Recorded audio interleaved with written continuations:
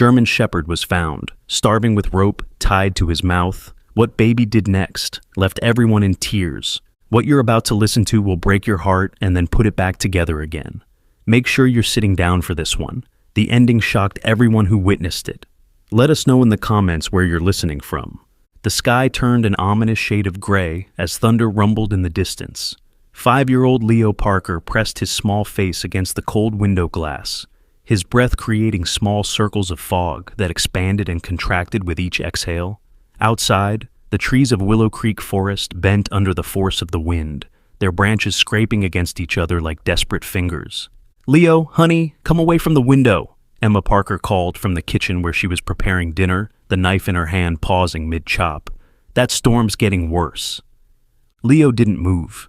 His blue eyes remained fixed on the darkness beyond the glass, his small body tense and unmoving. Behind Emma, her husband Jack walked into the kitchen, running a hand through his damp hair. "Forecast says it's going to be one of the worst storms this year," he said, reaching around her to steal a piece of carrot from the cutting board. "Good thing I fixed that leak in the—" "Shh," Leo suddenly called out, his voice sharp and urgent. "Listen!" Emma and Jack exchanged glances, the kind that parents share when their child's imagination runs wild. They both paused, hearing nothing but the drumming of rain against the roof and the occasional crack of thunder. "There's nothing, buddy," Jack said gently, moving toward his son. "Just the storm." Leo shook his head vigorously, his eyes never leaving the forest edge. "Someone's crying," he whispered, pressing his palms flat against the glass. "They're hurt. They need help." Emma wiped her hands on a dishcloth and joined them at the window. "It's just the wind, sweetheart. Sometimes it makes strange sounds." But Leo's face crumpled in frustration.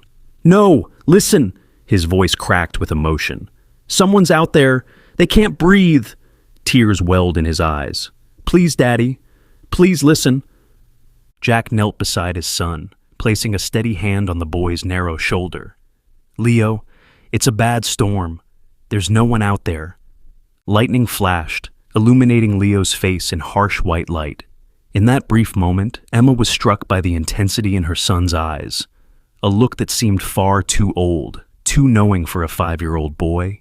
"He can't breathe," Leo whispered, a tear tracking down his cheek. Someone tied his mouth shut. His small fingers curled into fists against the glass. "He's dying." Emma felt a chill that had nothing to do with the storm. This wasn't the first time Leo had known things he shouldn't have been able to know. Last month, he had led them straight to Emma's lost wedding ring in the park, walking directly to a patch of grass no one had searched. 3 months before that, he had insisted they call Grandma because her chest hurts, only to discover that Emma's mother had indeed suffered a mild heart attack that same hour. Jack stood up, his skepticism wavering. "Leo, are you sure about this?" The boy nodded frantically, his eyes never leaving the tree line. "He's over there," he pointed to a dense section of the forest, under the big tree that looks like a hand. His voice dropped to a whisper. "He's scared. He's so thirsty." Thunder boomed directly overhead, making the windows rattle in their frames. Emma flinched, but Leo didn't react at all, his focus absolute. "Who's out there, Leo?" Emma asked softly, a knot forming in her stomach. "I don't know his name," Leo said, his voice suddenly calm and certain. "But he needs us now." Jack looked at Emma, conflict evident in his expression. Emma gave a slight nod. They both knew that tone in Leo's voice, the one that preceded things they couldn't explain. "The storm might let up in an hour," Jack said reasonably. "We can check then." Leo spun around, his face contorted in desperation. "No, he won't be alive in an hour." His small chest heaved with emotion. "Please, Daddy, please believe me." Emma touched Jack's arm. "Jack." Jack looked between his wife and son, then glanced out at the raging storm. With a sigh, he nodded. "Let me get the raincoats and flashlights." Relief washed over Leo's face. "Hurry," was all he said. 10 minutes later, the 3 Parkers stepped out into the storm. The rain hit them immediately, hard and cold, driven sideways by the howling wind. Jack led the way with a powerful flashlight, while Emma kept a tight grip on Leo's hand. But within seconds of reaching the forest edge, Leo pulled free and began walking with surprising confidence into the trees. "Leo!" Emma called, her voice nearly lost in the storm. "Stay close!" But Leo moved forward with purpose, navigating the tangled underbrush with unexpected ease. Jack and Emma struggled to keep up, slipping on mud and wet leaves, branches whipping at their faces. "He knows exactly where he's going," Emma shouted to Jack over the wind, a mixture of fear and wonder in her voice. Jack didn't respond, his eyes fixed on their son, who walked like someone in a trance, utterly focused and unmoved by the chaos around him. The flashlight beam bounced wildly as they pursued Leo deeper into the forest. Time seemed to stretch. 5 minutes, 15. Emma couldn't tell anymore. Her clothes were soaked through, her hair plastered to her face. Just as she was about to call out for them to turn back, Leo stopped abruptly. "There," he whispered, pointing. Jack's flashlight beam swept across the forest floor, then up the trunk of a massive oak tree, whose branches did indeed spread like the fingers of a gnarled hand against the stormy sky. At first, Emma saw nothing. Then the light caught something, a shape huddled at the base of the tree. "Oh my God!" Jack breathed. Emma's hand flew to her mouth. There, tied to the tree with a coarse rope, was a German shepherd. The dog's ribs protruded sharply through its dull, matted coat. Its eyes were closed, its body still except for the faintest rise and fall of its chest. But the most horrifying detail was the rope wound tightly around the dog's muzzle, cutting into the flesh, preventing the animal from opening its mouth to eat, drink, or even pant properly. "Who would do something like this?" Emma whispered, her voice breaking. Before either parent could stop him, Leo walked straight to the dog and knelt in the mud beside it. Jack moved quickly to pull him back, but Leo was already reaching out, his small hand hovering just above the dog's head. "I heard you," Leo whispered to the dog. "I came to help." To Emma's amazement, the dog's eyes fluttered open, deep brown eyes filled with pain and exhaustion. For a long moment, those eyes locked with Leo's. Something passed between them, something Emma couldn't understand but could feel in her chest like a physical pressure. "His name is Scout," Leo said simply. Jack was already kneeling beside the tree, examining the ropes. "I need something to cut these," he said, his voice tight with anger. "Who would tie a dog like this and leave it to die?" Emma fumbled in her pocket and produced a small pocket knife she used for gardening. "Here." With trembling hands, Jack carefully began sawing at the thick rope binding the dog to the tree. The animal didn't move, didn't resist, its eyes still fixed on Leo, as though the boy were its only lifeline in a drowning world. "We need to be careful with the one around his mouth," Jack murmured, rain dripping from his nose as he worked. "It's cut deep into the skin." Leo placed his small hand gently on the dog's bony shoulder. "It's okay, Scout," he said softly. "We're going to take you home. You're safe now." As Jack carefully cut through the last of the rope securing the dog to the tree, Emma noticed something troubling. "Jack," she whispered, pointing to marks visible on the dog's emaciated body. Old scars across its flanks, a torn ear, patches of fur missing entirely. Jack's jaw tightened as he recognized the signs. This dog's been abused for a long time. The rope around the tree fell away, but the dog didn't move. It seemed too weak to even lift its head from the muddy ground. With extreme care, Jack began working on the cruel binding around the dog's muzzle, wincing as he revealed the raw, infected wounds beneath. "He's so thin," Emma said, her heart breaking at the sight. "How long has he been out here?" "Days, maybe," Jack replied grimly, "but he was in bad shape before that." When the last of the rope fell away from the dog's muzzle, Scout made a small, pitiful sound, barely audible over the storm, but it sent tears streaming down Emma's cheeks, mingling with the rain on her face. "He needs water," Leo said with absolute certainty, "and he's cold." Jack carefully slipped his arms under the dog's body, lifting it with heartbreaking ease. "He weighs almost nothing," he said, his voice thick with emotion. Emma removed her raincoat and draped it over the dog. "Let's get him home, now." They moved as quickly as they could through the forest, Jack cradling Scout against his chest like a child. Leo led the way again, somehow finding the clearest path back home despite the darkness and the rain. Emma couldn't help wondering how her 5-year-old son had absolutely known, that this dog was out there dying in the storm. The thought both awed and frightened her. By the time they reached their house, Scout's breathing had become more labored. They hurried inside, Jack carrying the dog directly to the kitchen, where Emma quickly laid out several towels on the floor. "Call Dr. Rivera," Jack said as he gently placed Scout on the makeshift bed. "He might need to come out tonight." Emma nodded and reached for her phone, but Leo tugged at her sleeve. "He needs water first," the boy insisted. "Just a little bit, in a shallow bowl." Again, Emma was struck by her son's strange certainty. She filled a wide, shallow dish with water, while Jack carefully began drying Scout with a clean towel. Leo knelt beside the dog's head and whispered something Emma couldn't hear. Then he looked up at his parents. "He says thank you." Emma and Jack exchanged another of those parental glances, equal parts concern, confusion, and wonder. Scout's tongue emerged weakly to lap at the water Leo held for him. After a few tentative licks, the dog's eyes closed again, exhaustion overtaking him. "I'll get some blankets," Emma said, her voice unsteady. As she turned to leave the kitchen, she caught sight of Leo's face, serene, focused, with none of the fear or disgust a typical 5-year-old might show at such a grisly discovery. Instead, he stroked Scout's head with gentle, knowing fingers, as though he'd been caring for sick animals his entire short life. Dr. Rivera answered on the third ring, his voice groggy with sleep. Emma quickly explained the situation, trying to keep her voice steady as she described Scout's condition. "Bring him in first thing tomorrow," the veterinarian said. "In the meantime, keep him warm, give him small amounts of water, and if he seems alert enough, a little bit of plain chicken broth. Nothing solid yet. His system will be too compromised." "Is there anything else we can do tonight?" Emma asked, glancing back at the kitchen where Jack was now carefully cleaning the wounds on Scout's muzzle with warm water. "Check if he's microchipped," Dr. Rivera suggested. "Feel along his shoulder blades and neck. If you find a chip, we can identify his owner tomorrow." Emma thanked him and hung up, then relayed the instructions to Jack. She opened the refrigerator and found leftover chicken from dinner 2 nights ago. As she set about making a simple broth, she watched Leo, who hadn't left Scout's side for a moment. "Leo, honey, you need to change into dry clothes," she said gently. "You'll catch cold."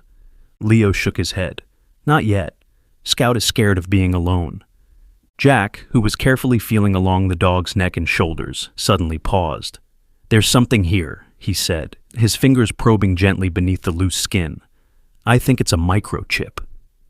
"So he does belong to someone," Emma said, relief mixing with anger. "Someone who left him to die in the forest." "Or worse," Jack muttered, his expression grim. Leo looked up, his eyes too old for his face. "Bad men hurt him," he said simply. "They made him fight other dogs. When he wouldn't fight anymore, they tied his mouth shut and left him to die." The kitchen fell silent except for the sound of rain against the windows and Scout's labored breathing. Emma stared at her son, a cold fear gripping her heart. "Leo," she said carefully, "how do you know that?" The boy stroked Scout's ear with incredible tenderness. "He told me." Jack reached over and felt Leo's forehead. "No fever," he murmured to Emma. Then to Leo, "Buddy, dogs can't talk to people." Leo looked at his father with those unsettlingly knowing eyes. "They talk to me," he said, as though stating the most obvious fact in the world. Before either parent could respond, Scout stirred, his eyes opening once more. The dog's gaze moved from Leo to Jack to Emma, then back to Leo. With what seemed like tremendous effort, Scout lifted his head slightly and licked Leo's hand once, before collapsing back onto the towels. "See?" Leo said, smiling for the first time since the storm began. "He says he feels better already." Emma turned back to the stove, where the chicken broth was beginning to simmer, her mind racing. What was happening here? How had Leo known about Scout? And what did it mean that her son believed the dog was communicating with him? As she strained the broth into a bowl to cool, Emma heard Jack's soft voice behind her. "Emma," he called quietly, "look at this." She turned to see Jack pointing to a mark on Scout's inner thigh, a crude tattoo of some kind, barely visible through the matted fur. "That's not a pet ID," Jack said, his expression darkening. "That looks like—" "Like what?" Emma asked, moving closer. Jack's voice dropped so Leo couldn't hear. "Like a fighting dog brand. I've read about these." He shook his head, disgust evident in his features. "If Leo's right—" Emma felt her stomach turn. "We need to call someone," she whispered. "If there are people around here forcing dogs to fight—" Jack nodded grimly. "Tomorrow. First thing." He looked down at Leo, who was now humming softly to Scout, the dog's eyes half closed as though finding comfort in the sound. For tonight, let's just focus on keeping him alive. Emma brought the cooled broth to Leo, who somehow knew exactly how to coax Scout into taking small sips from the shallow dish. The dog's tail, little more than skin stretched over bone, twitched slightly, the first voluntary movement they'd seen from him. "That's good, Scout," Leo whispered, smiling encouragingly. "Just a little bit more." Outside, the storm continued to rage, but inside the Parker kitchen, a different kind of atmosphere had formed, an island of calm focus centered around a little boy and the dying dog he had somehow known was waiting to be found. As Emma watched her son care for Scout with the instinctive skill of a trained animal handler, she couldn't shake the feeling that their lives had just changed in ways she couldn't yet understand. What kind of child hears the silent cry of a dying animal through a raging storm? What kind of connection existed between Leo and this abused, abandoned dog? Jack placed his arm around her shoulders, pulling her close. "He's going to be okay," he said quietly, though Emma wasn't sure if he meant Scout or Leo. "How did he know, Jack?" Emma whispered. "How could he possibly have known?" Jack shook his head slowly. "I don't know, but I'm glad he did." In the center of the kitchen floor, Scout's eyes finally closed completely, his breathing evening out into the rhythm of exhausted sleep. Leo, seemingly satisfied with this development, finally allowed himself to be led away to change into dry clothes, though he extracted a promise that he could sleep beside Scout for the night. As Emma helped her son out of his wet clothes and into warm pajamas, she studied his face in the soft light of his bedroom.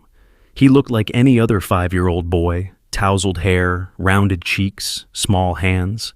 Yet there was something in his eyes that spoke of wisdom beyond his years, of connections to the world around him that most people, even adults, never experienced. "Leo," she said softly, helping him pull on a dry shirt, "have you always been able to hear animals talking to you?" Leo nodded matter-of-factly. "They don't use words like we do. They use feelings and pictures." He tilted his head, considering. "Scout's pictures were all dark and scary, until we found him. Now his pictures have light in them." Emma felt her throat tighten with emotion. "And that's how you knew where to find him? From his pictures?" Leo nodded again. "He was calling and calling. Nobody heard him but me." He looked up at his mother, his expression suddenly vulnerable. "You believe me, don't you, Mommy?" Emma pulled her son into a tight hug, breathing in the clean scent of his freshly shampooed hair. "Yes," she whispered, "I believe you." And she did, she realized. As impossible as it seemed, she believed her son could somehow hear this dog's silent cries for help, cries that had led them through a dangerous storm to save a life that would otherwise have been lost. When they returned to the kitchen, they found Jack had created a comfortable bed for Scout near the warm oven, with plenty of blankets and a heating pad set on low. The dog hadn't moved, but his breathing seemed stronger now, more regular. Leo immediately settled down beside Scout, carefully arranging himself so that the dog could feel his presence without being disturbed. Scout's ears twitched slightly, acknowledging the boy's return without opening his eyes. "I'll stay up with them," Jack offered, bringing a chair over from the dining table. Emma nodded gratefully. "I'll take over in a few hours." She glanced at the clock, nearly midnight. The storm was beginning to subside, the spaces between thunderclaps growing longer. "Should we file a police report about this?" Jack's expression hardened. "Absolutely. Animal cruelty, dogfighting, these are serious crimes." He lowered his voice. "But if whoever did this is local, we need to be careful. People involved in dogfighting rings don't take kindly to interference." Emma felt a chill run down her spine. "You think we could be in danger?" Jack glanced meaningfully at Leo, who was whispering something to Scout. "Let's just say I'm going to be extra careful about locking up tonight." He forced a smile. "Go get some sleep. Tomorrow's going to be a long day." Emma leaned down to kiss Leo goodnight, stroking his hair. "Don't stay up too late, sweetheart. Scout needs you to be rested tomorrow." Leo nodded solemnly. "I'll sleep when he feels safer." The certainty in his voice told Emma that arguing would be pointless. As she turned to leave the kitchen, Emma paused in the doorway, taking in the scene one last time. Her husband keeping watch, her extraordinarily gifted son providing comfort to a creature that had known only cruelty, and the broken but somehow still living dog that fate, or perhaps something more mysterious, had brought into their lives. Whatever tomorrow would bring, their family had been changed tonight. Emma could feel it as surely as she could feel the lingering chill of the rain on her skin. They had stepped into something larger than themselves, a story of cruelty and kindness, of mysterious connections and unexpected courage. And somehow, her 5-year-old son was at the center of it all. Emma barely slept that night, her mind filled with images of Scout's suffering and Leo's uncanny connection to the dog. When she returned to the kitchen at dawn, she found Jack asleep in the chair, his head tilted back at an uncomfortable angle. Leo lay curled against Scout's side, one small arm draped protectively over the dog's emaciated body. To her surprise, Scout's eyes were open, watching her with cautious awareness. "Good morning," she whispered, kneeling slowly to avoid startling the animal. Scout's tail moved slightly, just a few weak thumps against the blankets. But Emma felt tears spring to her eyes at this small sign of trust. She reached out carefully, letting the dog sniff her hand before gently stroking his head. "You're safe now," she promised softly. Leo stirred, his eyes opening immediately as though he hadn't been deeply asleep at all.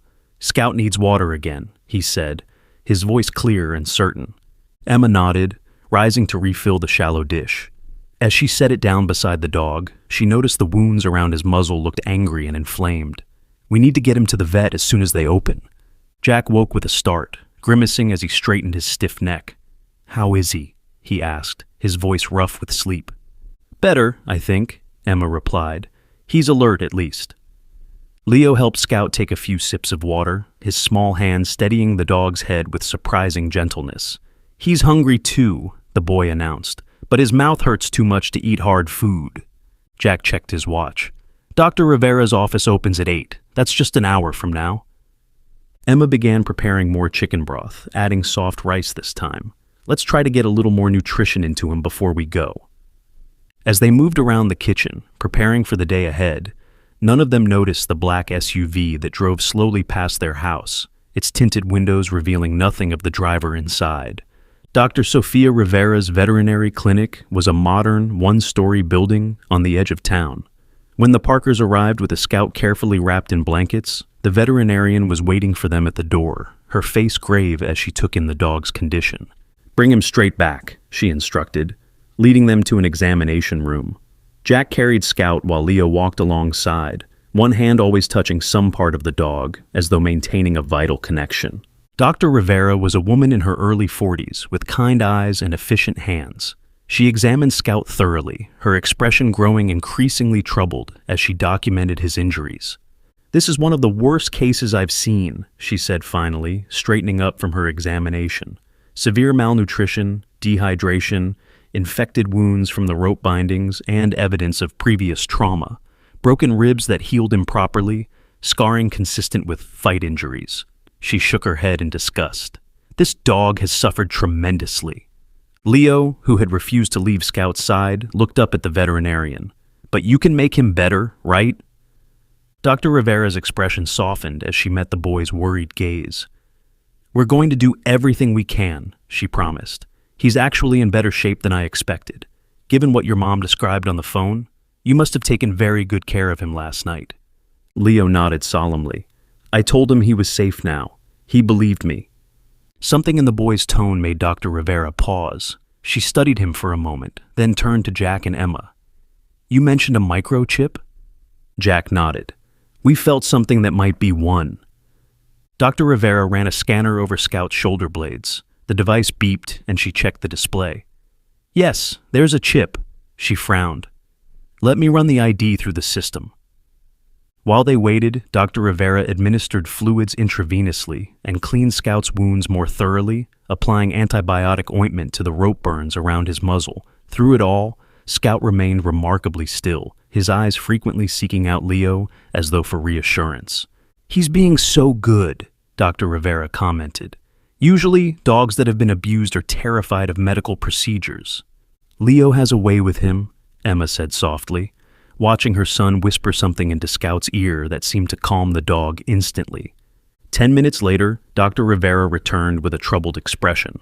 "I've identified the owner," she said, her voice tight. "According to the registry, this dog belongs to a man named Victor Blackwood." Jack frowned. Blackwood? As in Blackwood Manor? Dr. Rivera nodded grimly. The very same. Emma felt her stomach drop. Everyone in their small town knew the Blackwood name. Victor Blackwood was one of the wealthiest men in the county, a reclusive figure who lived in a sprawling estate outside town. He was known for generous donations to local charities and political campaigns, but also for his intimidating presence and the rumors that swirled around his business dealings. This complicates things, Dr. Rivera said quietly, glancing at Leo, who was still focused entirely on Scout. Blackwood is, well, he's not someone you want to cross. Are you suggesting we return Scout to the man who did this to him? Emma asked incredulously. Dr. Rivera sighed. Legally, the dog is his property. If the microchip registry is correct, Scout, or whatever name Blackwood calls him, belongs to him. That's insane, Jack said, his voice rising slightly before he caught himself and lowered it again. The dog was left to die in the forest, with a rope around his muzzle. That's animal cruelty, plain and simple. I agree completely, Dr. Rivera assured him, and we should report it to animal control and the police, but... She hesitated. Blackwood has connections throughout the county. I've heard stories about people who crossed him. Leo suddenly looked up, his eyes intense. Scout says his real name is Hunter, he announced, and he says the bad man calls him Ripper. The adults fell silent, staring at the boy. Leo, Emma said gently, how do you know that? Leo shrugged, as though the answer was obvious. Hunter told me. Dr. Rivera raised an eyebrow, but tactfully redirected the conversation. The police should be notified regardless. Animal cruelty is a serious offense, even for someone like Blackwood. We'll file a report today, Jack said firmly. No matter who did this, they need to be held accountable. Dr. Rivera nodded, but her expression remained concerned. In the meantime, Hunter needs intensive care. I'd like to keep him here for at least a few days. He's severely malnourished, and those wounds are infected. Can I stay with him? Leo asked immediately. Dr. Rivera smiled gently. You can visit, but Hunter needs rest and medical treatment. She knelt to Leo's level. You've already done an amazing job helping him. Now, let me do my part, okay? Leo considered this, then nodded reluctantly. He's scared of being alone. We have overnight staff, Dr. Rivera assured him. He won't be alone, I promise. As they prepared to leave, Leo had a tearful goodbye with Hunter, whispering promises to return soon. The dog's eyes followed the boy until he was out of sight. In the parking lot, Emma noticed Jack scanning their surroundings with unusual alertness. What's wrong? She asked quietly. Probably nothing, he replied, but his eyes continued to survey the area. Just being cautious. When they arrived home, Emma called the local police department to report finding Hunter. The officer who took her call seemed oddly disinterested, making minimal notes and offering no timeline for investigation. When Emma mentioned Blackwood's name, there was a noticeable pause before the officer assured her the matter would be looked into. Jack was on his laptop at the kitchen table, researching animal cruelty laws. The penalties are actually quite serious, he told Emma after she hung up, especially if there's evidence of organized dogfighting. If we can prove it, Emma said, frustrated by the officer's lackluster response. Did you hear how that cop reacted when I mentioned Blackwood? It was like I'd thrown cold water on him.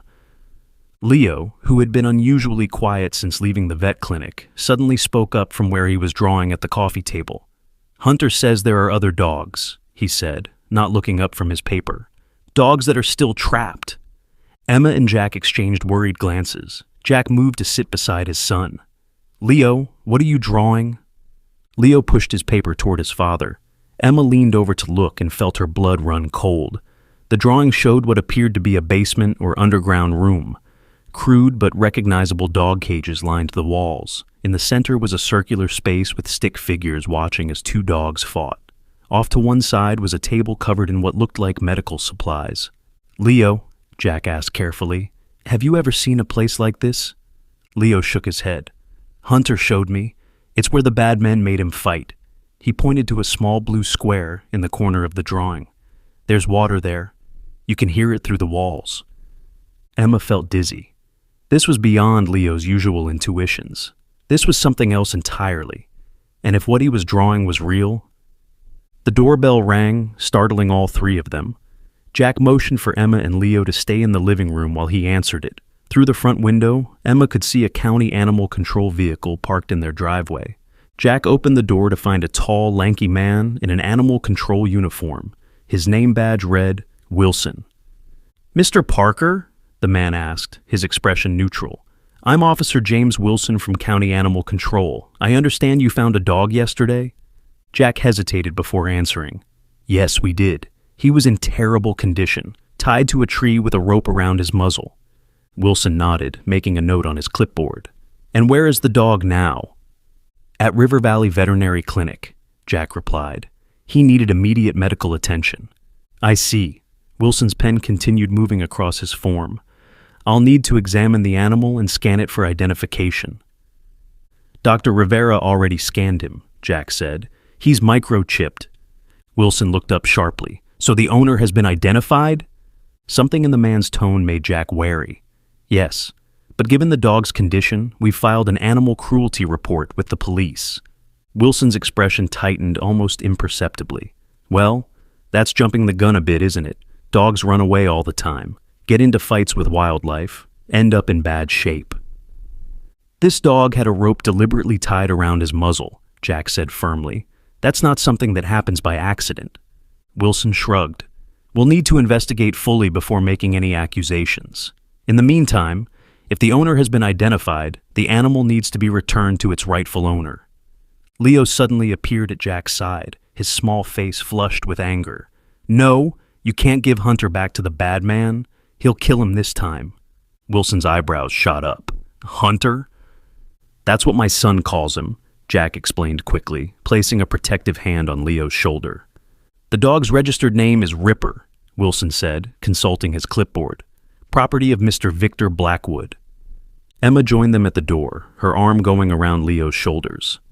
"Officer Wilson, the dog was deliberately starved and abused. Surely you can't seriously be suggesting returning him to the person who did that." Wilson's gaze hardened. "Mrs. Parker, I'm just following protocol. If you have evidence of abuse, the proper authorities will investigate. But until then, the animal remains the legal property of its registered owner." "And if we refuse?" Jack asked quietly. Wilson straightened to his full height. "Then you'd be guilty of theft, Mr. Parker. Mr. Blackwood's property was found on your property. That doesn't make it yours." "He was in the forest," Emma corrected. "Not on our property." Wilson made another note. "I'll be visiting the vet clinic next to assess the animal's condition. I suggest you cooperate fully with this investigation." He handed Jack a business card. "Call me if you think of any additional details about where exactly you found the dog." As Wilson returned to his vehicle, Emma noticed Leo staring after him with unusual intensity. "He's lying," Leo said flatly once Wilson had driven away.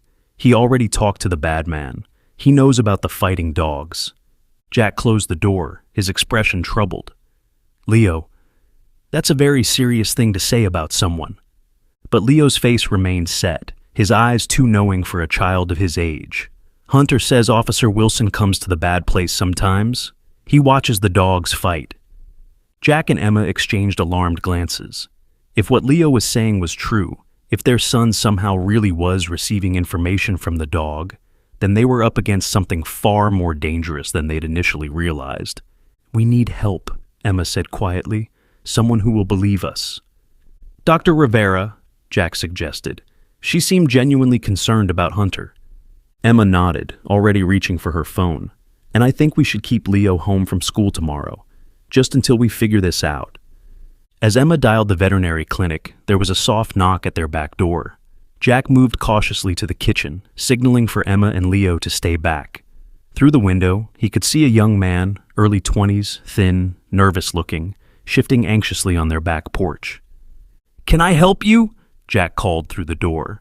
"Please," the young man said, his voice barely audible. "I need to talk to you about the dog you found. My name is Ethan. I used to work for Blackwood." Jack hesitated, then opened the door, keeping his body positioned to block the young man from entering. "What about the dog?" Ethan glanced over his shoulder as though afraid of being followed. "You need to hide him. Blackwood knows you found him, and he's coming for him." The young man's hands trembled visibly. You don't understand what he's capable of." "Why should we trust you?" Emma asked, coming to stand beside Jack. "Because I've seen what happens in that place," Ethan said, his eyes haunted. "And I've seen what happens to people who get in Blackwood's way." He thrust a piece of paper into Jack's hand. "This is my number. When Blackwood comes, and he will come, call me. I'll tell you what to do." Before they could ask anything more, Ethan hurried away, disappearing around the side of the house. Jack closed and locked the door, examining the crumpled paper with a hastily scrawled phone number. "What do you make of that?" Emma shook her head, bewildered. "I don't know who to trust anymore." She looked down at Leo, who had been unusually quiet during the exchange. "Leo, what do you think?" Leo considered this for a moment, his young face serious. He's scared. But he's telling the truth. He looked up at his parents with those unsettlingly wise eyes. "Hunter says Ethan tried to help the dogs sometimes. He would sneak them extra food." Jack ran a hand through his hair, trying to process everything that was happening. "So Blackwood is running a dogfighting operation. Wilson from Animal Control is involved, and now we have a whistleblower named Ethan offering to help us." He sighed heavily. "All because you heard a dog crying in the storm." Leo nodded solemnly. "Hunter was waiting for me to find him. He knew I would hear him." Emma's phone rang, startling them all. It was Dr. Rivera. "Emma," the veterinarian said without preamble, "an animal control officer just left here. He was asking about the dog you brought in, insisting he needs to take custody of him immediately." "Did you let him?" Emma asked, her heart racing. "No," Dr. Rivera replied firmly. "I told him the dog isn't stable enough to be moved, but he was persistent, and something felt off." She paused. "He mentioned Blackwood several times, as though the name should carry weight." "We think there's something bigger going on," Emma said, keeping her voice low. "Something to do with dogfighting." Dr. Rivera was silent for a moment. "That would explain Hunter's injuries," she finally said. "Look, I can keep him here for now, but if Blackwood has the influence I think he does, he'll be back with paperwork forcing me to release the dog." "What can we do?" Emma asked desperately. "I have a colleague, Olivia Cruz," Dr. Rivera said. "She's a detective with the county sheriff's department, not local police, which might be important if what you're suggesting about corruption is true. I trust her completely." Another pause. "She's been trying to build a case against Blackwood for months. Can you contact her for us?" "Already texting her," Dr. Rivera confirmed. "In the meantime, be careful. If Blackwood is involved in dogfighting, and if he thinks you might expose him." She didn't finish the sentence. "We understand," Emma said grimly. "Thank you, Sophia."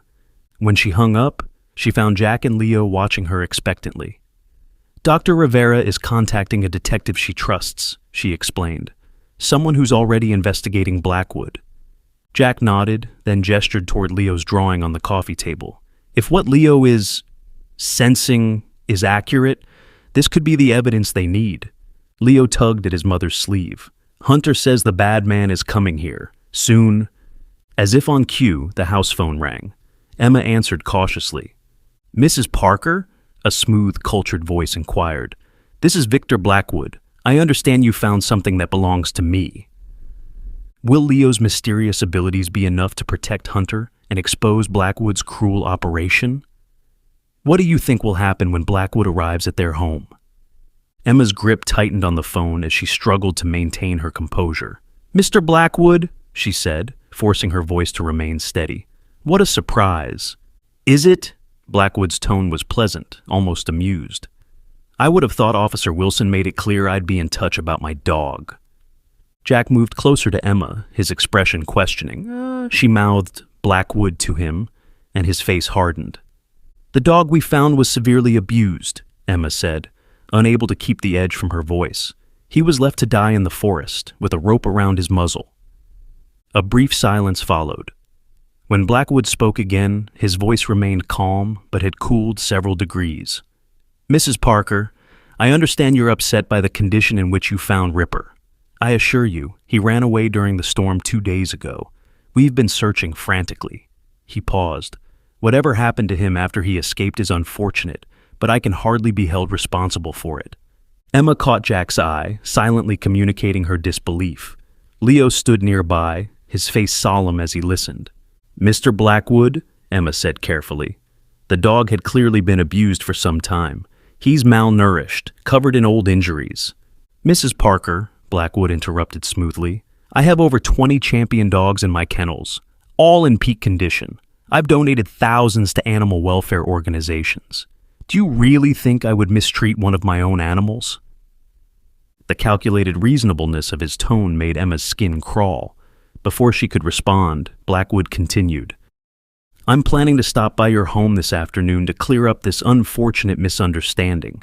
We can discuss this matter like civilized people. His tone suggested that this was not a request. Shall we say around 3 o'clock? Emma glanced at the clock. It was just past noon. Mr. Blackwood, the dog is currently receiving medical treatment at River Valley Veterinary Clinic. He's not here. I'm aware, Blackwood replied, and something in his voice suggested he was smiling. Dr. Rivera has been most cooperative, but I believe we still have matters to discuss, you and I. 3 o'clock, then. Before Emma could object, the line went dead. She set the phone down slowly, a sense of dread building in her stomach. He's coming here at 3, she told Jack. He knows Hunter is at the clinic. He said Rivera has been cooperative. Jack frowned. That doesn't sound like Rivera. She seemed genuinely concerned about Hunter. Hunter says Dr. Rivera is good, Leo piped up. But the bad man tells lies all the time. Emma knelt in front of her son. Leo, when Mr. Blackwood comes, I need you to stay in your room with the door closed. Can you do that for me? Leo shook his head firmly. He'll want to know where Hunter is. He's angry that Hunter ran away. All the more reason for you to stay out of sight, Jack said, his expression grave. This isn't something for children, buddy. But Hunter is my friend, Leo insisted. He needs me. Emma stroked her son's hair gently. The best way to help Hunter right now is to stay safe and let Daddy and me handle Mr. Blackwood. Leo considered this, then nodded reluctantly. Okay, but if he says mean things about Hunter, I might need to come out. Jack squeezed his son's shoulder. Let's hope it doesn't come to that. The next few hours passed in tense preparation. Jack called Dr. Rivera to warn her that Blackwood claimed she had been cooperative, which she vehemently denied. I told him only that the dog was in treatment and couldn't be moved yet, she clarified, sounding troubled. He twisted my words, or is outright lying. Have you reached Detective Cruz? Jack asked. Yes, she's very interested in what you found. She wants to meet with you as soon as possible, tonight, if you can manage it. They arranged for Detective Cruz to come to their home at 7 that evening, giving them time to deal with Blackwood first. Emma, meanwhile, called the number Ethan had given them. He's coming to your house? Ethan's voice was tight with barely controlled panic. Listen carefully. Don't accuse him of anything. Act sympathetic, even friendly if you can manage it. Blackwood can be charming, but he's watching for any sign that you're a threat. What about the dog? Emma asked. He's clearly expecting us to help him retrieve Hunter. Tell him you're concerned about the dog's welfare, but don't directly accuse him, Ethan advised. Say you want to make sure Hunter, Ripper, recovers properly before being moved again. Buy time. At precisely 3 o'clock, a sleek black Bentley pulled into their driveway. Emma and Jack watched from the living room window as Victor Blackwood emerged from the car.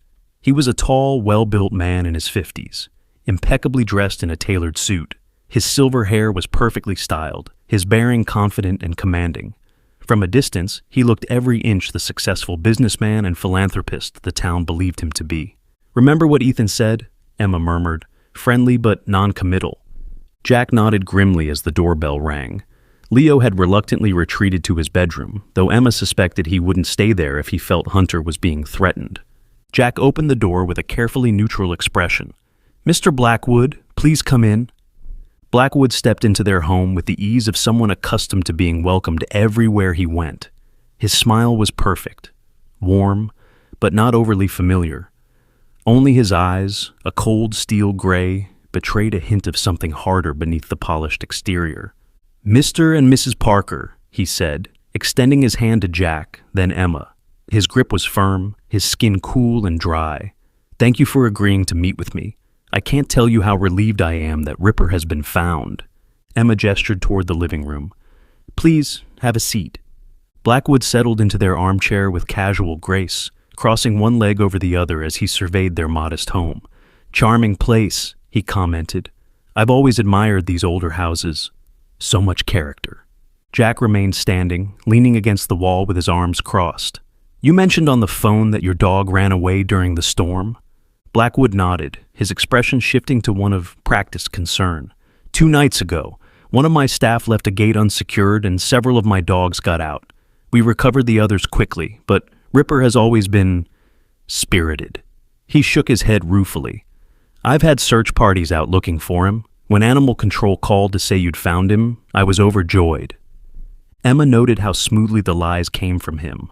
According to Leo, Hunter had been tied to that tree to die. According to the wounds around his muzzle, he'd been bound for days, not hours. "He was in terrible condition when we found him," she said carefully, watching Blackwood's reaction. Not a flicker of discomfort crossed his face. "So I understand. Dr. Rivera gave me the details. It appears he may have been captured by someone with unsavory intentions." Blackwood's expression darkened appropriately. "There have been reports of dogfighting rings in neighboring counties. I fear Ripper may have fallen victim to one." The audacity of his fabrication left Emma momentarily speechless. Jack stepped in smoothly. "That would explain the rope around his muzzle?" Blackwood's eyes narrowed almost imperceptibly before his features arranged themselves into an expression of shock. A rope around his muzzle?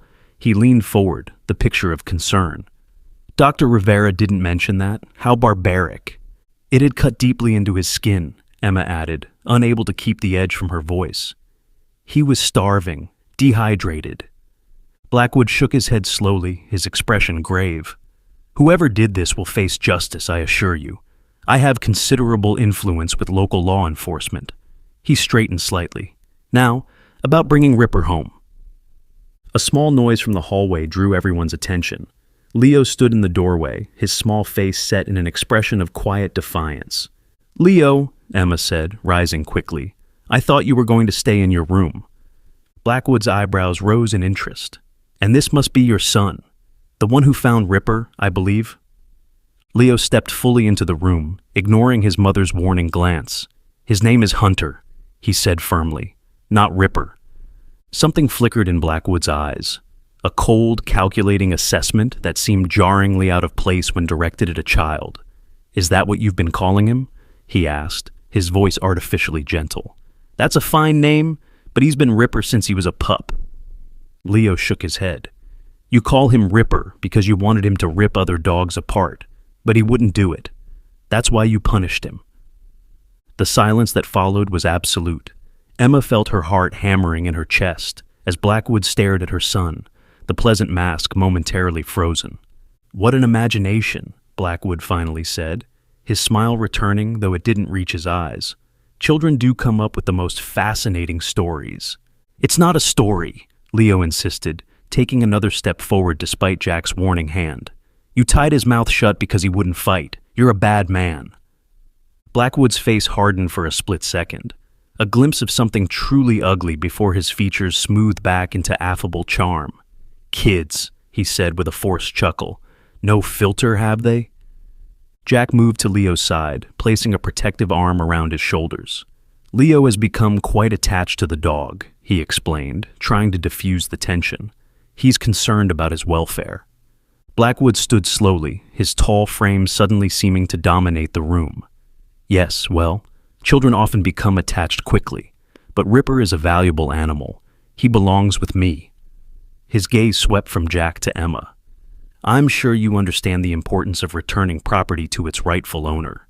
"Of course," Emma said carefully, "but according to Dr. Rivera, Hunter, Ripper, isn't stable enough to be moved yet. His wounds are infected, and he's severely malnourished." "I have a team of veterinarians on staff," Blackwood countered smoothly. "They can provide whatever care he needs." "The same way they provided care before?" Leo asked, his voice startlingly clear and direct. Blackwood's smile vanished entirely. When he spoke again, his voice had dropped to a dangerous softness. "Mr. and Mrs. Parker, I came here in good faith to retrieve my property. I've been patient with your concerns and even with your son's imagination, but my patience has limits." He reached into his jacket and produced a business card, placing it deliberately on their coffee table. I'll give you until tomorrow to facilitate Ripper's return. After that, I'll be forced to pursue other channels." His eyes met Jack's, then Emma's. "I'm sure none of us wants things to become complicated." The threat hung in the air, unmistakable. "We understand," Jack said, his voice tight. Blackwood nodded, apparently satisfied. He moved toward the door, then paused beside Leo. For a moment, he simply stared down at the boy, his expression unreadable. "Remarkable child you have," he said finally, his eyes still fixed on Leo. "So perceptive." With that, he let himself out. Through the window, they watched him slide into his Bentley and drive away, the car purring down their street like a predator temporarily retreating. The moment he was gone, Emma pulled Leo into a fierce hug. "What were you thinking?" she whispered, her voice shaking. "That man is dangerous." Leo looked up at her with those old, knowing eyes. "He needed to see me," he said simply. "Now he's scared." Jack ran a hand through his hair, his expression troubled. "Scared? He seemed more threatening than scared to me." "He's scared because I know the truth," Leo explained, as though it were obvious. "He doesn't understand how I know, and that scares him even more." Emma and Jack exchanged worried glances. Their 5-year-old son had just directly confronted a man they increasingly believed to be not just an animal abuser, but potentially something far more dangerous. "We need to call Detective Cruz," Emma said firmly, "and Dr. Rivera. I want to make sure Hunter is safe." While Jack made the calls, Emma sat with Leo at the kitchen table. "Sweetheart, I need you to understand something," she said gently. "Mr. Blackwood is not a good person. If he really did hurt Hunter and other dogs like you say, then he might try to hurt us too, to keep his secret." Leo nodded solemnly. "I know. Hunter is scared for us. That's why he tried to warn me." Emma hesitated, then asked the question that had been nagging at her since the previous night. "Leo, how can you hear Hunter? How do you know what he's thinking?" Leo considered this, his small face scrunched in concentration. "It's like when you know someone is sad even if they don't say it. I just know." He drew patterns on the table with his finger.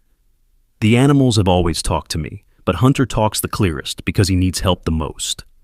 Jack returned to the kitchen, his expression grim.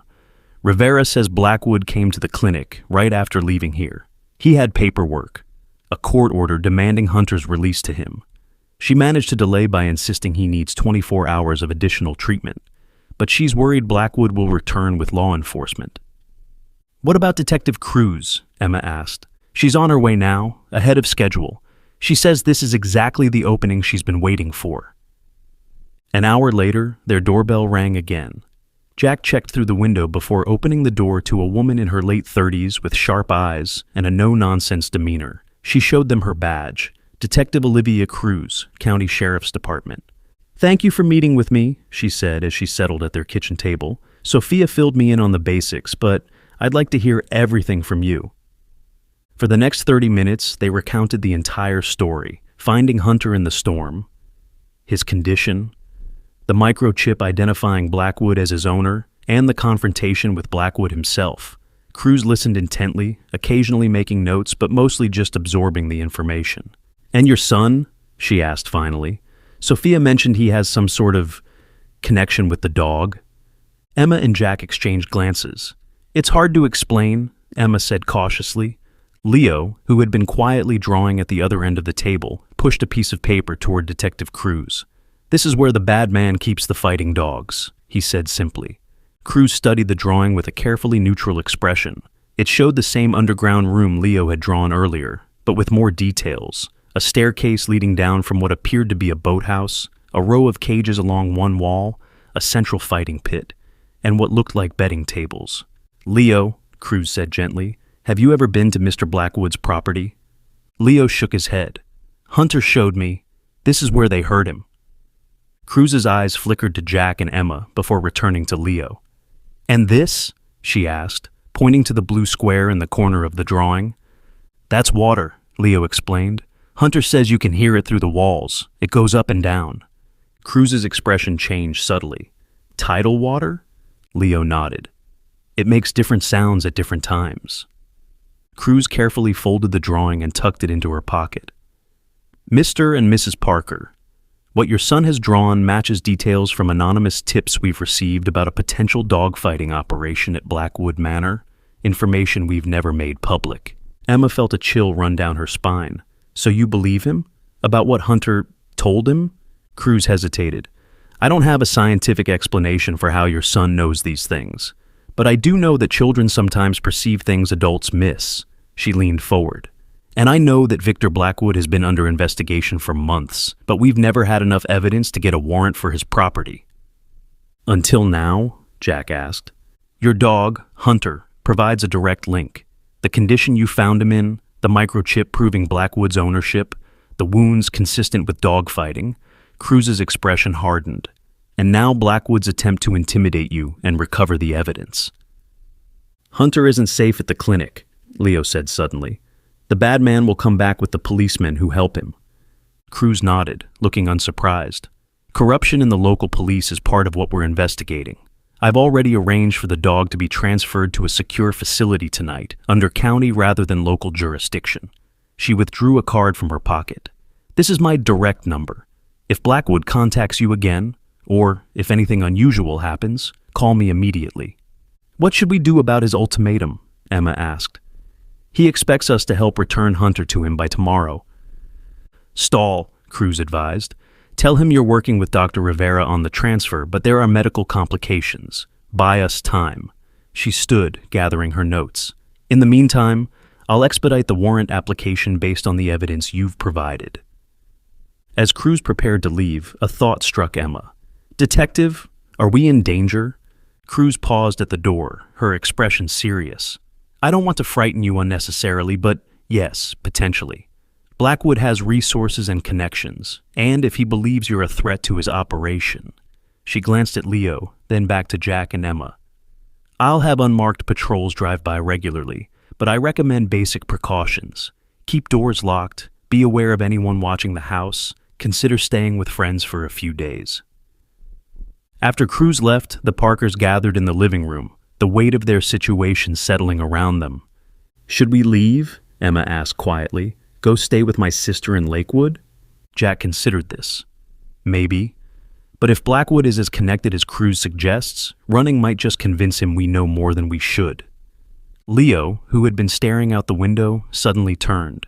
Someone's watching our house, he announced. Jack moved quickly to the window, peering carefully through the curtains.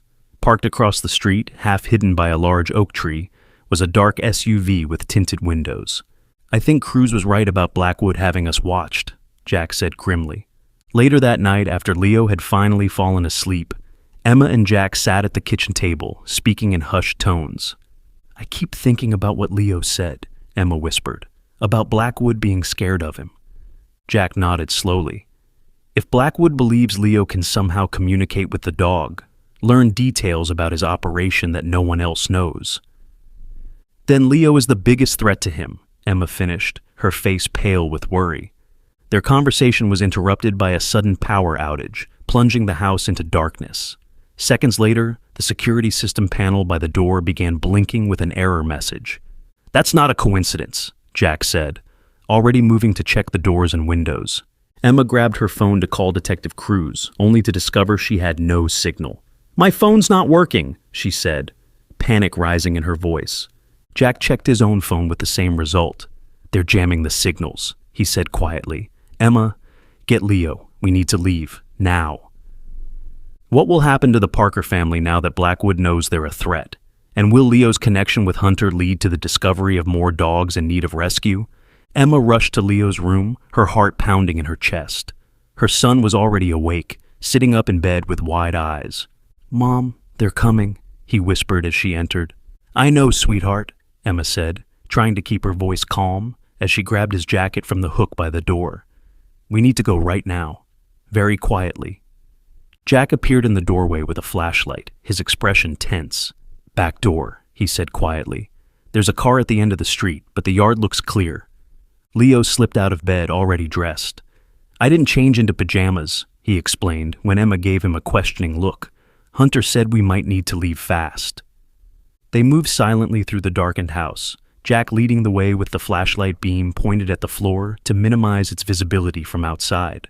At the back door, he paused, scanning the yard before gently testing the handle. It turned smoothly. "That's not right," he muttered. "I locked this." Emma felt a chill run down her spine. Someone's already been inside? Before Jack could answer, they heard the unmistakable sound of the front door lock being manipulated. Somebody was trying to get in. "Now," Jack whispered urgently, pulling the back door open. They slipped out into the cool night air, keeping low as they crossed the yard to the back gate. The moon was hidden behind clouds, providing welcome darkness. Jack eased the gate open slowly to avoid any creaking, then ushered Emma and Leo through before following himself. "Where are we going?" Emma whispered as they crept through their neighbor's yard toward the street behind their house. "Dr. Rivera's," Jack replied softly. "It's close enough to reach on foot, but not obvious." Leo tugged at his mother's hand. "No," he said urgently. "Hunter says we need to go to the water. The other dogs need help tonight." Emma and Jack exchanged quick glances in the darkness. "Leo, honey, we need to get somewhere safe," Emma explained gently. Leo shook his head adamantly. "Hunter says the bad men are moving the dogs tonight because they're scared. If we don't help now, the dogs will disappear."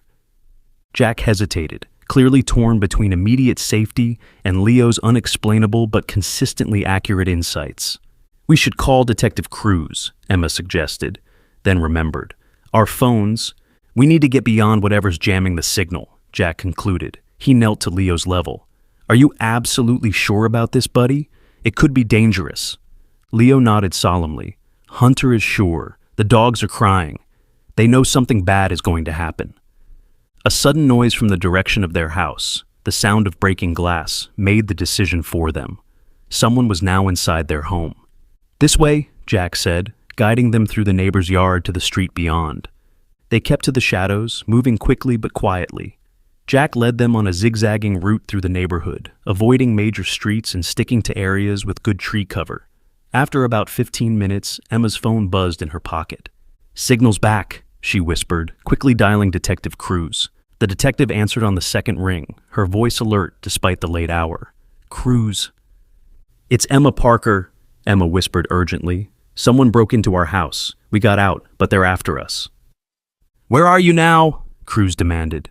Emma looked around, trying to get her bearings. "Maple Street, I think, near the old water tower." "Stay there," Cruz instructed. "I'm sending a team to your location and officers to your house. Don't move unless you have to."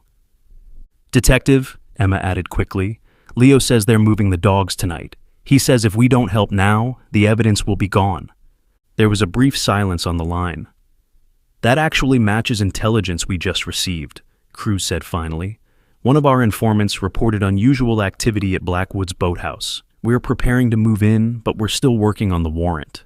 "The boathouse," Emma repeated, looking at Leo, who nodded vigorously. "Mrs. Parker, I need you and your family to stay put. This is a law enforcement matter now."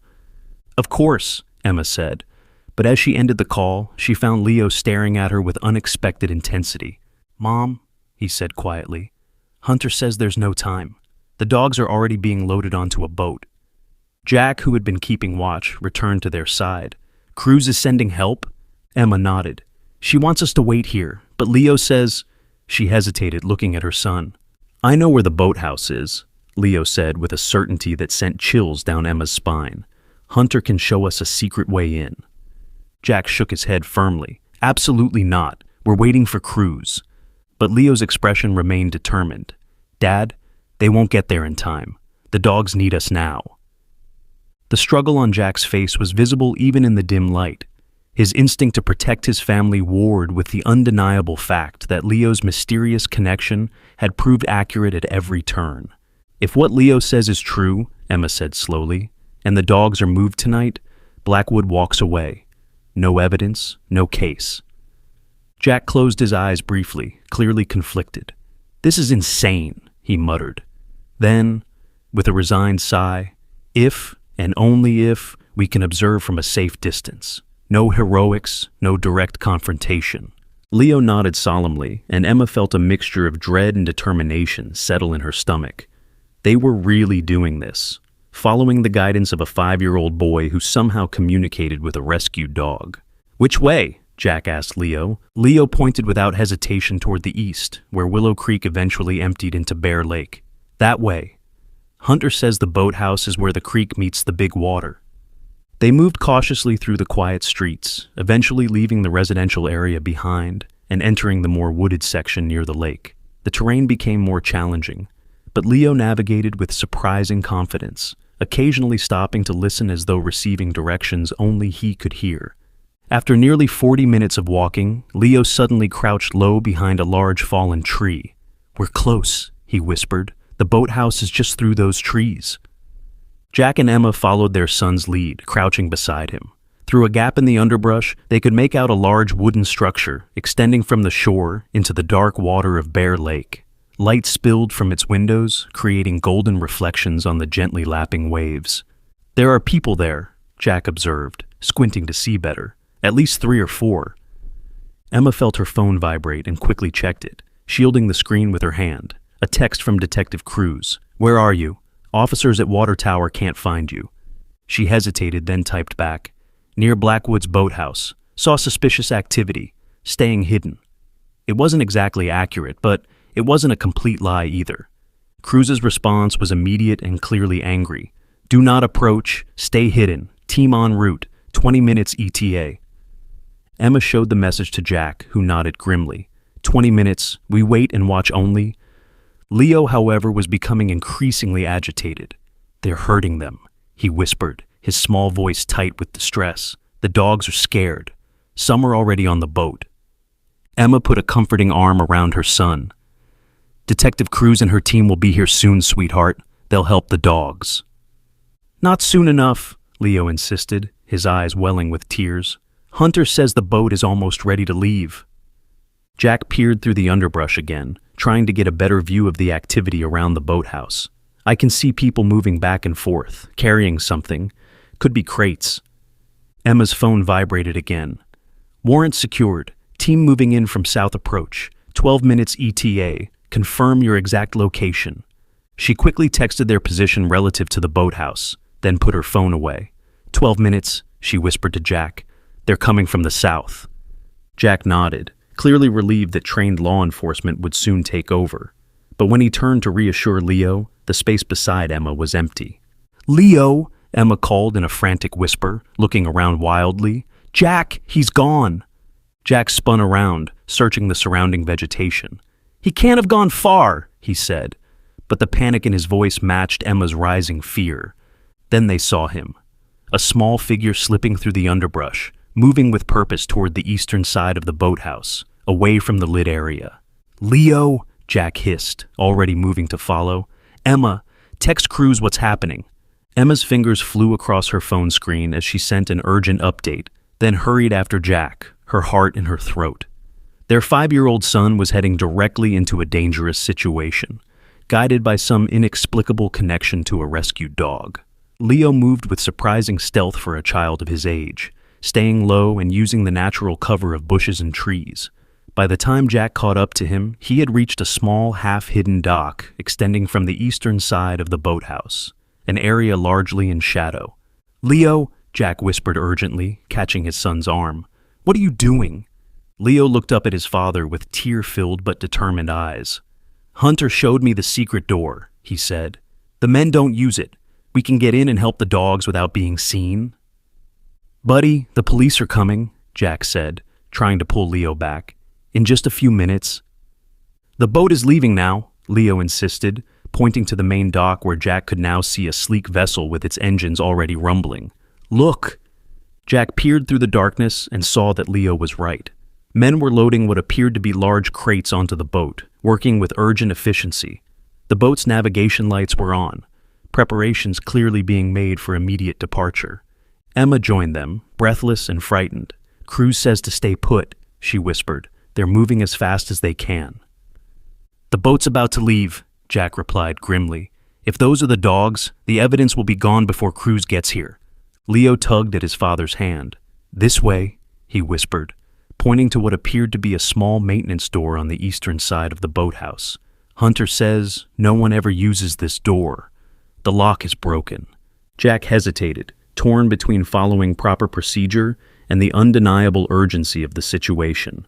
Leo's insights had proven accurate time and again, and if they could simply document what was happening, "I'm going to look," he decided. "Just look. No confrontation. Emma, you and Leo stay here." But Leo shook his head firmly. "Hunter says I need to come too. The dogs know me." "Absolutely not," Emma said, finally finding her voice. "Leo, you are staying right here with me." "Then you both stay," Jack insisted. "I'll take pictures with my phone, get some evidence for Cruz, and come straight back." Before either Emma or Leo could object further, Jack slipped away, moving quickly but carefully toward the maintenance door Leo had indicated. To his surprise, the door was indeed unlocked, its latch apparently rusted and broken from long disuse. Jack eased it open just enough to peer inside. He found himself looking into a dimly lit storage space filled with boating equipment and maintenance tools. A narrow pathway led deeper into the building. Jack could hear voices now, men talking in terse, urgent tones from somewhere beyond the storage room. "That's the last of the fighters," a gruff voice was saying. "What about the bait dogs?" "Not worth the trouble," another voice replied coldly. "Blackwood says to just get rid of them." "Here? Now?" "After we're done loading, take them out into the lake. Weights should do the trick." Jack felt sick. They were talking about drowning the dogs they didn't consider worth saving. He carefully withdrew his phone and switched to video mode, recording the conversation while trying to edge forward for a better view. Through a gap in some stacked equipment, he could now see into the main area of the boathouse. A section of the floor had been removed, revealing a staircase leading down to what appeared to be an underground space, exactly as Leo had drawn it. Men were carrying dog crates up these stairs and through the main doors that opened onto the dock where the boat waited. Jack adjusted his position slightly to get a better angle for his recording. As he did, his foot caught on a coiled rope, sending a bucket crashing to the floor with a sound that seemed deafening in the tense silence. The voices stopped immediately. "What was that?" the gruff voice demanded. "Check the back." Jack retreated quickly toward the door, but not quickly enough. As he reached for the handle, the storage room door flew open, revealing a burly man with a shaved head and an expression of dangerous surprise. "Hey!" the man shouted, lunging forward to grab Jack. Jack ducked and tried to sprint past, but a second man appeared, blocking his escape. In seconds, they had Jack pinned against the wall, his phone clattering to the floor. "Look what we have here!" the first man growled, his breath hot against Jack's face. "One of the Parkers, I bet. Blackwood said you might come sniffing around." The second man, taller and leaner with cold eyes, picked up Jack's phone. "He was recording," he announced, holding up the device. "Bring him inside," a new voice commanded from the doorway. "And check outside. He's probably not alone." Jack was roughly dragged through the storage room into the main area of the boathouse, where the scene from Leo's drawing came to life before his eyes. The central area had indeed been converted into a fighting pit, with viewing spaces around the edges. Cages lined one wall, most now empty, but a few still containing thin, terrified dogs.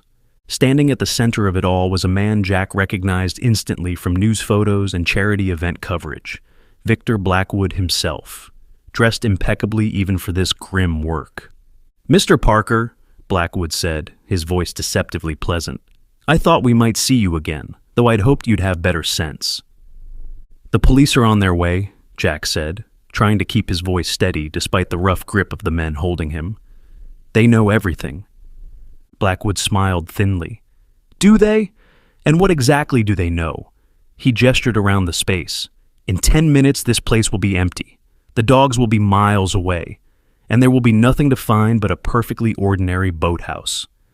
One of the men approached from outside. "No sign of anyone else, but there are fresh tracks. He didn't come alone." Blackwood's expression darkened. "Find them. Now." Outside, Emma had watched in growing horror as Jack disappeared into the boathouse. When he didn't emerge after several long minutes, she knew something had gone wrong. Her fear only increased when she saw men with flashlights emerge from the main entrance, clearly searching for something or someone. "We need to move," she whispered to Leo, tugging him deeper into the underbrush. "They're looking for us." Leo resisted, his eyes wide and focused. "Mom, Dad is in trouble, and the dogs are still inside."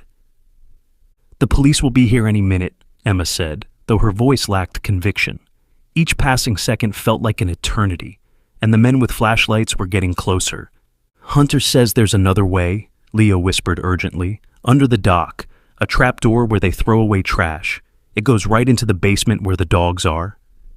Emma hesitated, torn between hiding and the desperate need to help Jack. The decision was made for her when a flashlight beam swept dangerously close to their hiding spot. "Show me," she whispered to Leo, and they began creeping toward the water's edge, staying low and using the shadows for cover. Leo led her to a point where the land met the water beneath the eastern side of the boathouse. True to his word, there was a small platform there, almost invisible in the darkness, with what appeared to be a trapdoor built into the underside of the structure. "Stay behind me," Emma instructed, easing out onto the platform and trying the handle of the trapdoor. It opened with a soft groan, revealing a dark space beyond. "Leo, I'm serious. Let me go first." For once, Leo nodded in agreement. Emma pulled herself up through the trapdoor, then reached back to help Leo up. They found themselves in a small, foul-smelling room used for waste disposal. A narrow door on one side presumably led to the main basement area. Emma put her finger to her lips, then carefully approached the door, listening intently. She could hear movement and voices beyond, but they seemed distant, perhaps on the other side of the basement.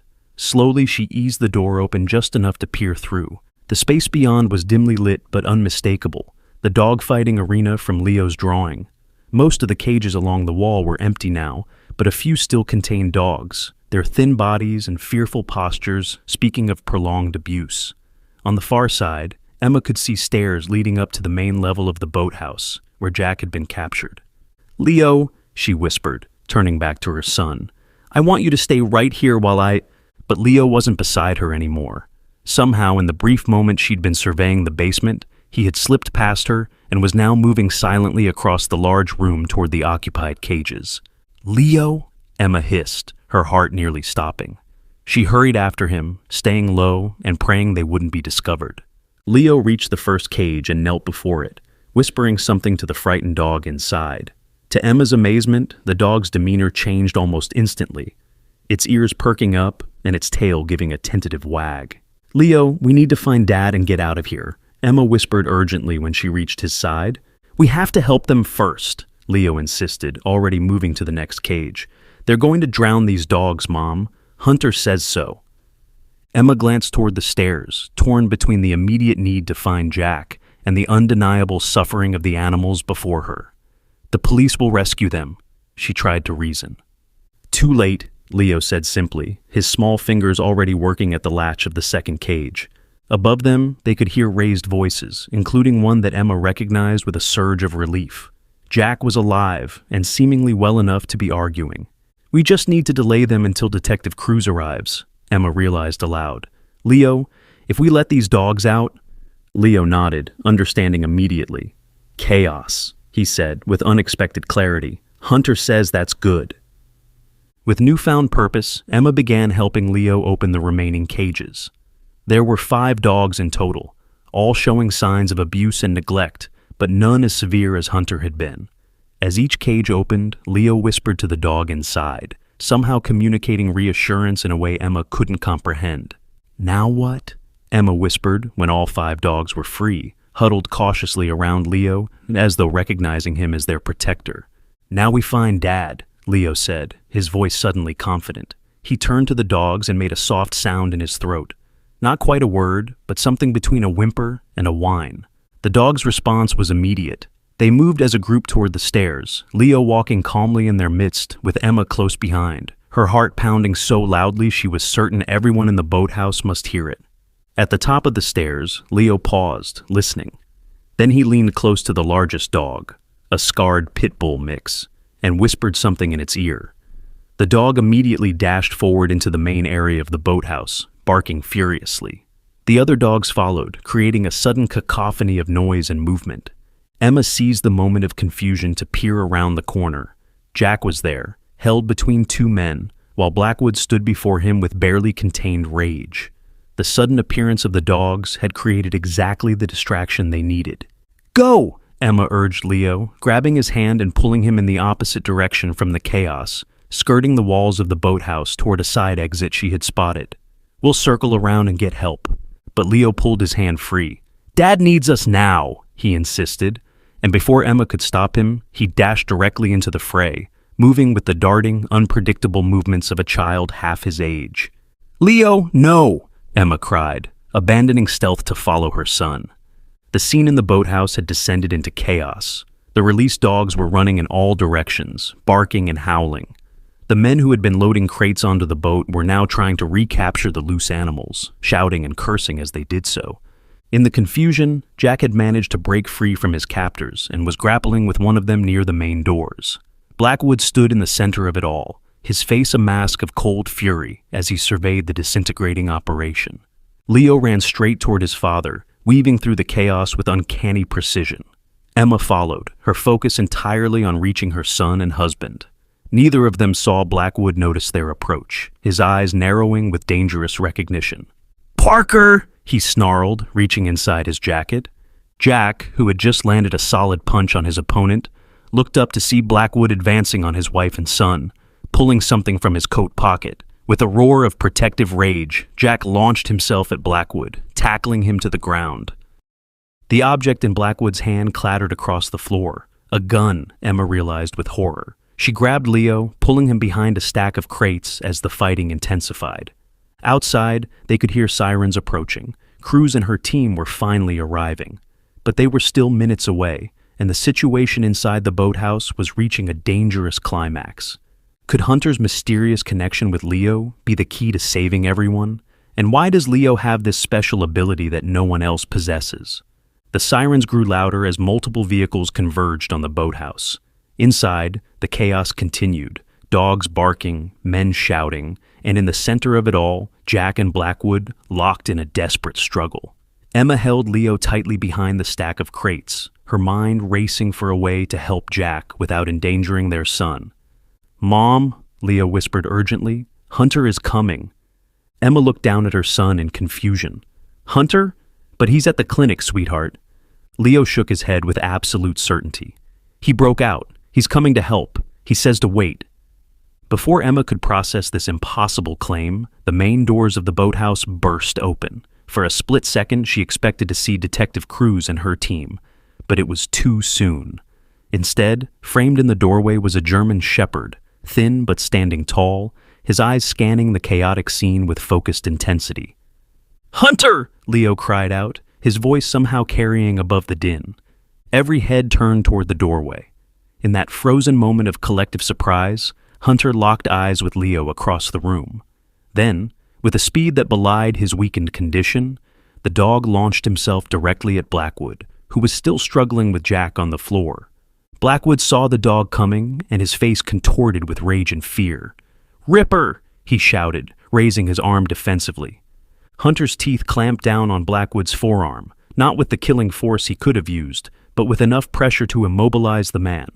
Jack scrambled away, quickly retrieving the gun that had skittered across the floor and training it on Blackwood's men, who had stopped in their tracks at this unexpected turn of events. "Nobody move!" Jack commanded, his voice steady despite his labored breathing. At that moment, the windows filled with flashing blue and red lights as police vehicles surrounded the boathouse. "Police! Everyone on the ground now!" came a commanding female voice. Detective Cruz had arrived with her team. The next few minutes passed in a blur as armed officers swarmed into the boathouse, quickly taking control of the situation. Blackwood's men were handcuffed and led outside, while Blackwood himself remained pinned to the floor by Hunter, who refused to release his grip until Leo approached and whispered something in the dog's ear. "Leo," Cruz said, staring in amazement as the dog immediately obeyed the 5-year-old boy, backing away from Blackwood but remaining vigilantly close to Leo. "How did you—" "Hunter and I understand each other," Leo said simply, kneeling to wrap his arms around the dog's neck.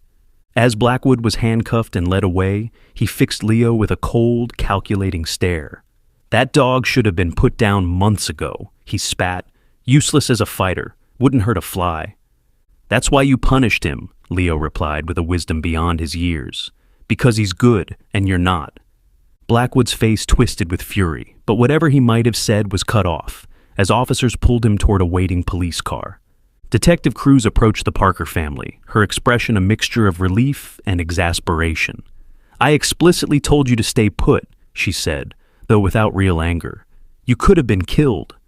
We couldn't let him get away, Jack explained, wincing slightly as an EMT examined a cut on his forehead. The dogs were about to be moved or worse. And how exactly did your dog get here? Cruz asked, looking at Hunter, who sat protectively beside Leo, his eyes never leaving the boy. He broke out of the clinic, Emma said, then added somewhat apologetically. At least, that's what Leo said was happening. We didn't actually know Hunter was coming. Cruz shook her head in disbelief.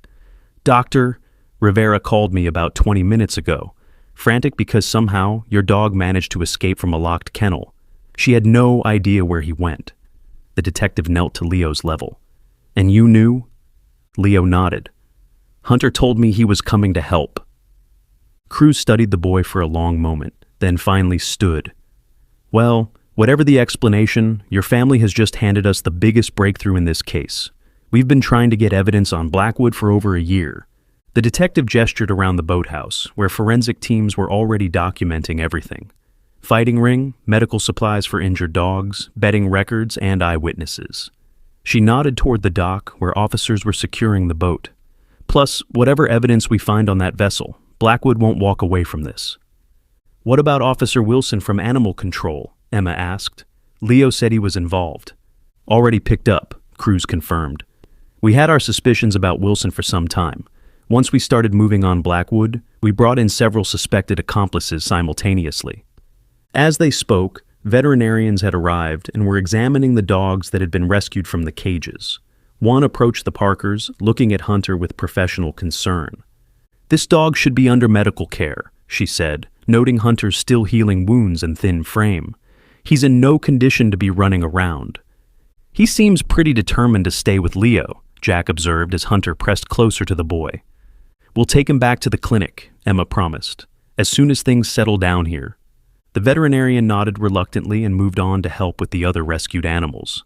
Emma knelt beside Leo, who was quietly stroking Hunter's head. How did you know he was coming? She asked gently. Really, Leo, I need to understand. Leo looked up at his mother with those old, knowing eyes. I've always heard them, Mom. The animals. Not with words, but with feelings and pictures. Hunter's voice is just stronger than the others.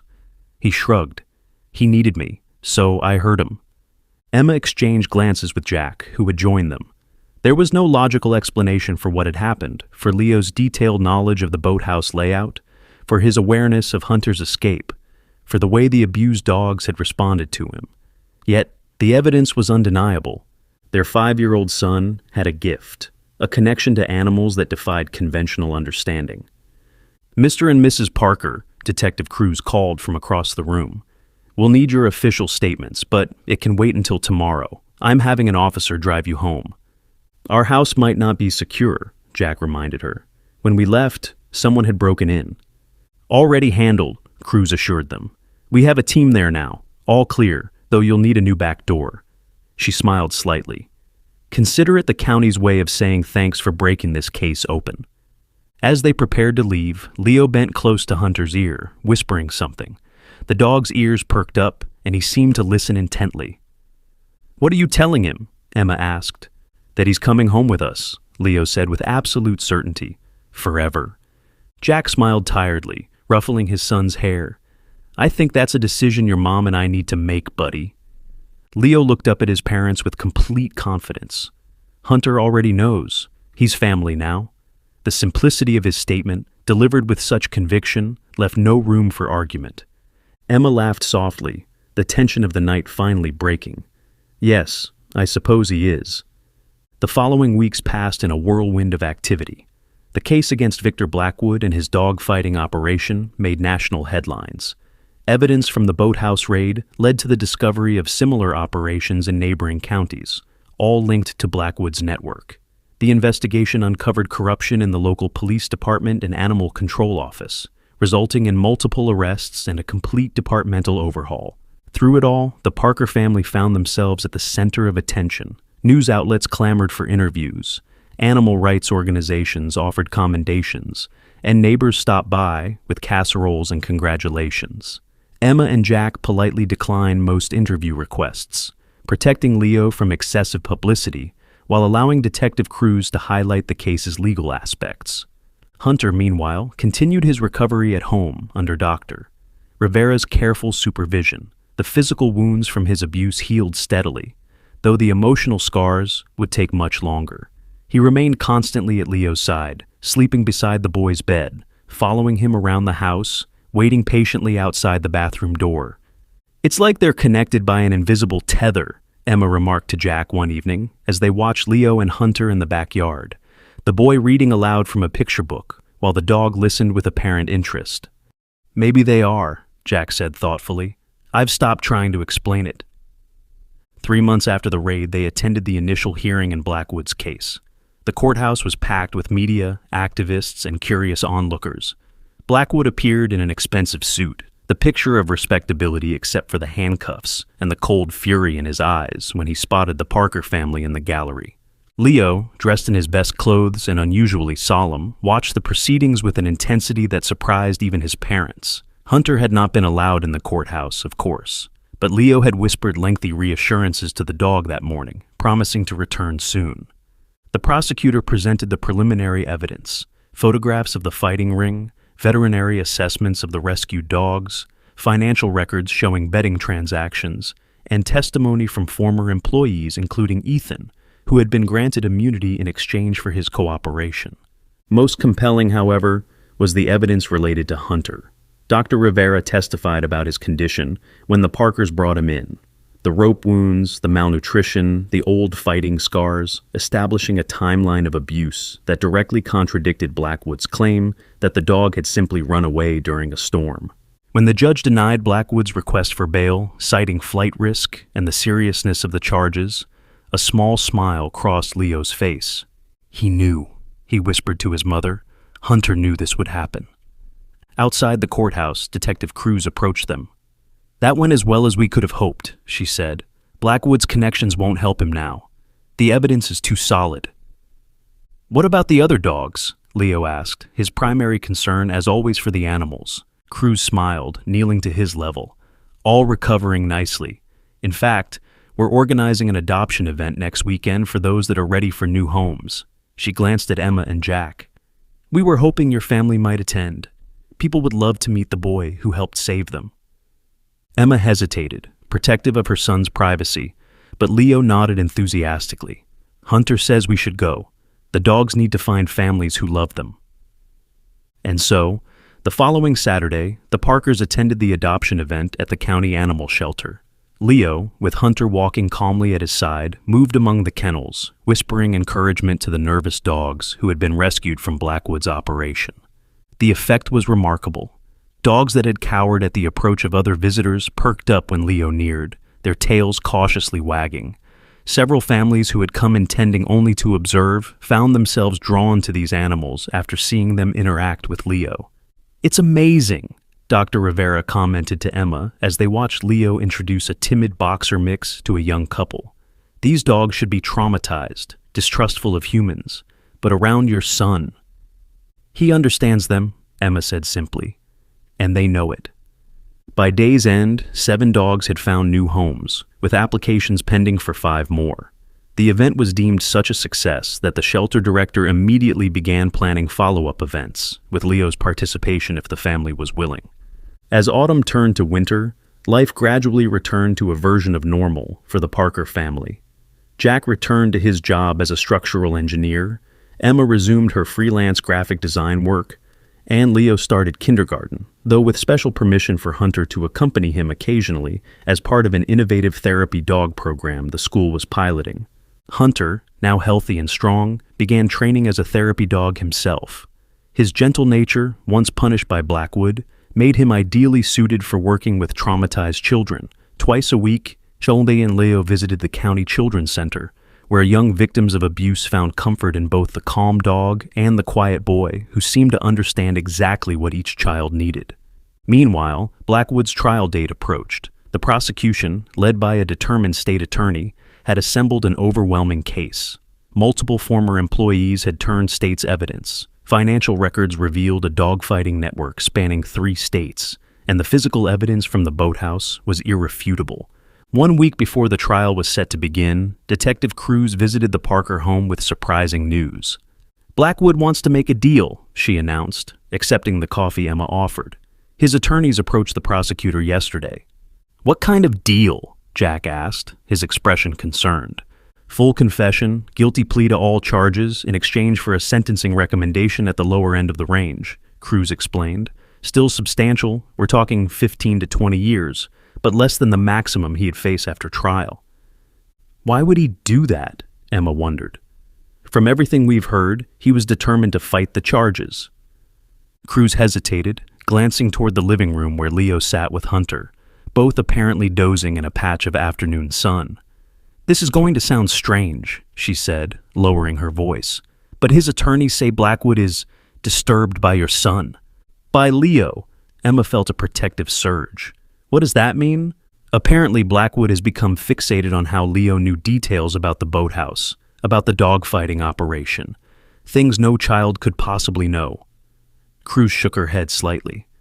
During preparation for cross-examination, Blackwood reportedly became agitated when discussing Leo's potential testimony, insisting the boy couldn't be allowed on the stand because, and I'm quoting here, "he sees things nobody should be able to see." Jack and Emma exchanged troubled glances. They had never fully discussed with anyone the extent of Leo's unusual abilities, his seemingly telepathic connection with Hunter, his knowledge of things he had never witnessed firsthand. "The prosecutor thinks Blackwood fears Leo's testimony would make him appear unhinged," Cruz continued. "A powerful man brought down by the insights of a 5-year-old boy." She smiled slightly. "It's almost poetic." In the living room, Leo stirred, blinking sleepily as he rejoined the conversation. "Hunter says Mr. Blackwood is afraid," he announced matter-of-factly, as though commenting on the weather. "Not of going to jail, but of people seeing who he really is." Cruz stared at Leo, then at Hunter, who remained curled beside the boy, apparently still asleep. "How does he do that?" she asked quietly. Emma smiled, having long since accepted the unexplainable gift her son possessed. "He listens," she said simply. The Blackwood case concluded with a guilty plea the following week. As news of the plea agreement spread, the story experienced a final surge of media attention. Animal welfare organizations cited it as a landmark case in the fight against dogfighting. Legal experts noted the unprecedented severity of the sentence despite the plea deal. And through it all, the Parker family maintained their privacy, declining all interview requests and focusing instead on moving forward. 6 months after finding Hunter in the storm, the Parkers had settled into their new normal. The initial fame had faded, allowing them to return to everyday life, albeit with one extraordinary addition to their family. Hunter had become an integral part of their household, Leo's constant companion, protector, and friend. On a quiet Saturday morning, Emma stood at the kitchen window, watching Leo and Hunter playing in the backyard. The dog, now healthy and strong, raced in joyful circles, while Leo laughed, his face alight with happiness. There was nothing obviously unusual about the scene, just a boy and his dog enjoying a beautiful day. Yet, Emma knew their connection went far deeper than most could understand. Jack joined her at the window, slipping an arm around her waist. "Who would have thought a storm could change our lives so completely?" he mused. "I've been thinking about that night," Emma said softly. "How Leo insisted he heard someone crying for help. How he led us directly to Hunter." She turned to face her husband. "What if it wasn't random? What if they were meant to find each other?" Jack considered this, watching his son and the once-abused dog who had become his inseparable companion. "You mean like fate?" "Or something we don't have a name for," Emma replied. "Some connection that existed before they even met." Outside, Leo had stopped running and was sitting cross-legged in the grass, Hunter's head resting in his lap. The boy's lips were moving, though from this distance they couldn't hear what he was saying. Hunter's eyes remained fixed on Leo's face, his attention complete and unwavering. "Whatever it is," Jack said, "I'm grateful for it. Not just because it led to Blackwood's arrest, but because it brought Hunter into our lives." He smiled. "And because it's helped Leo understand his gift." Emma nodded in agreement. Their son's ability to communicate with animals had only strengthened in the months since finding Hunter. It manifested in subtle ways, the neighborhood cats that now visited their yard daily, The injured bird Leo had found and nursed back to health with unexpected expertise, the way anxious dogs at the shelter calmed at his approach. They had consulted with specialists, of course, child psychologists, animal behaviorists, but no one could fully explain Leo's gift. Eventually, they had stopped seeking explanations and simply accepted it as part of who their son was. As the sun climbed higher in the sky, Leo and Hunter finally came inside, both radiating contentment. Hunter went directly to his water bowl while Leo retrieved a drawing pad from the coffee table. "What are you working on, buddy?" Jack asked, noting the serious expression on his son's face as he began to sketch. "A picture for Hunter," Leo explained, his small hand moving confidently across the paper. "To help him remember." "Remember what?" Emma asked, sitting beside her son. Leo continued drawing what appeared to be two figures, one small and human, one four-legged, standing beneath a stylized tree. "The first time we met, in the storm." He worked in silence for several minutes, adding details with careful precision. When he finished, he held up the drawing for his parents to see. "That's beautiful, Leo," Emma said, genuinely impressed by the emotional quality of the simple illustration. Hunter, having quenched his thirst, returned to Leo's side and studied the drawing with apparent interest. Leo showed it to the dog, whispering something in his ear that made his tail wag gently. "What did you tell him?" Jack asked curiously. Leo smiled, the pure, uncomplicated smile of a child sharing something precious. "I told him that finding him was the most important thing I ever did." He wrapped his arms around Hunter's neck in a gentle hug. "And that he saved me too, because that's what family does. We save each other." As Hunter settled on the floor beside Leo, who had already begun a new drawing, Jack and Emma exchanged a glance of quiet understanding. Their son's extraordinary gift had revealed not just a connection to animals, but a profound truth about love, courage, and the healing power of compassion. In a world that often valued strength over kindness, Leo and Hunter's bond stood as a testament to a different kind of power. The power to hear those crying in the darkness, and the courage to answer their call. If you were blessed with the ability to communicate with animals like Leo, what would you want to ask them? Don't forget to like, share, subscribe, and let us know in the comments where you're watching from.